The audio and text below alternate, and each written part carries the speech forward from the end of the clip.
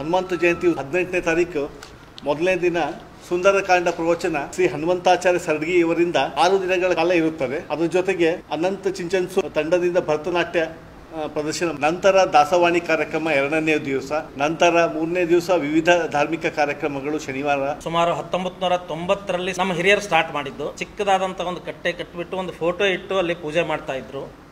ಅಲ್ಲಿ ಇವತ್ತಿನ ದಿವಸ ಭವ್ಯವಾದ ಒಂದು ಸಭಾಭವನ ನಿರ್ಮಿಸಿದ್ದೀವಿ. ಅದರಲ್ಲಿ ಸುಮಾರು 1,000 ಜನರ ಪ್ರೋಗ್ರಾಮ್ ಮಾಡೋಷ್ಟು ಜಾಗ ಇದೆ. ಅಲ್ಲಿ ಯಾವುದೇ ಧರ್ಮದ ಒಂದು ಸಾಮಾಜಿಕ ಮತ್ತು ಧಾರ್ಮಿಕ ಕಾರ್ಯಕ್ರಮಗಳು ನಡೆಯಲಿಕ್ಕೆ ಬಂದರು ಅಂತಂದರೆ ಟೋಟಲಿ ಫ್ರೀ ಕೊಟ್ಬಿಡ್ತೀವಿ. ಯಾವುದೂ ಚಾರ್ಜಸ್ ನಾವು ತೊಗೊಳ್ಳೋದಿಲ್ಲ.